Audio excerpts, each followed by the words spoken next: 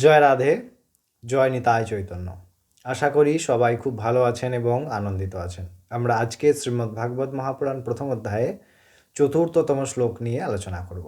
এই চতুর্থতম শ্লোকে শৌনক মুনি সুতমুনির উদ্দেশ্যে প্রার্থনা করছেন এবং ইহা নৈমিষারণ্য দেবতাদের অত্যন্ত প্রিয় স্থান। যেহেতু ভগবানের শ্রীচারণভূমি ভগবানের অত্যন্ত প্রিয় সেই ভূমি, সেই নৈমিষারণ্য। এবং সেই নৈমিষারণ্যে কীভাবে প্রার্থনা করছেন সুতমুনি সৌনক মুনির সৌনক মুনি সুতমুনির, তাহা আমরা এই চতুর্থতম শ্লোকে আস্বাদন করব। প্রথমে চলুন আমরা চতুর্থতম শ্লোকটি দেখে নিই। চতুর্থতম শ্লোকে কী বলছে? চতুর্থতম শ্লোকে শৌনক উবাচ, শৌনক মুনি বলছেন যে অজ্ঞানধন্ত বিধ্বংস কোটি সূর্য সমপ্রভম সুতখ্যাহি কথাসারম মম কর্ণরসায়ণম। শৌনক মুনি বলছেন যে অজ্ঞানধন্ত বিধ্বংস, হে সুতমুনি, আমার অজ্ঞানতার অন্ধকার আপনি দূর করুন। সূর্য কোটি সমপ্রভম, আপনার জ্ঞান কোটি সূর্যের সমান প্রভাবযুক্ত।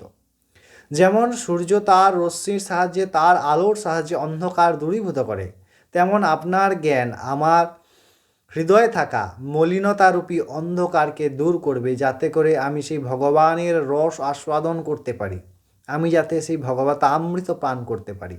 এবং যা ইহার যে গুহ্যতর অর্থ, তা হচ্ছে আমাদের হৃদয়ের যে তৃপ্তি বা আনন্দের বিধান হয়, সেই আনন্দ অথবা তৃপ্তি কেবলমাত্র ভগবত কৃপা সান্নিধ্যে, ভগবত রসামৃতে, ভগবত প্রাপ্তি হলে কি হয় না, প্লাবিত হয়, স্থিত হয়, পরিপূর্ণ হয়।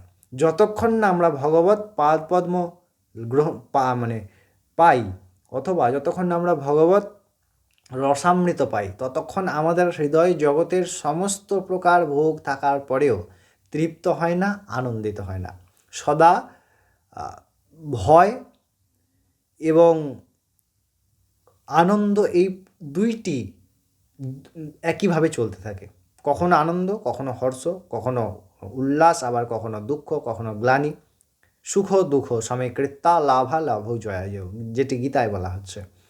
সেই দুঃখ এবং সুখ, লাভ এবং হানি, এই দুইয়ের যে দ্বন্দ্ব, এই দ্বন্দ্ব মেটানোর জন্য কী লাগে না, ভগবানের অমৃত, ভগবানের কথামৃত, ভগবানের লীলামৃত, ভগবানের রসামৃত।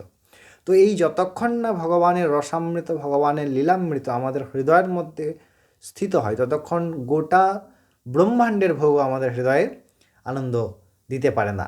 তাই বলছেন কোটি সূর্য সমপ্রভম সুতখ্যাহি কথাসারম মম কর্ণরসায়ন, আমার কর্ণের রসবিধান করুন, আমার হৃদয়ের রসবিধান করুন।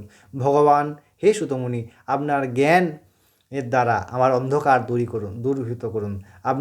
আপনি কৃপাপূর্বক ভগবানের সেই দিব্য কথামৃত বলুন, যাহা শুনে আমি তৃপ্ত হতে পারি, অর্থাৎ আমরা তৃপ্ত হতে পারি। আশা করি এই শ্লোকটি আপনারা বুঝতে পেরেছেন। আমরা পরবর্তী দিন আবার পরবর্তী শ্লোক নিয়ে ফিরে আসবো। ততক্ষণ খুব ভালো থাকুন এবং আনন্দে থাকুন। জয় রাধে।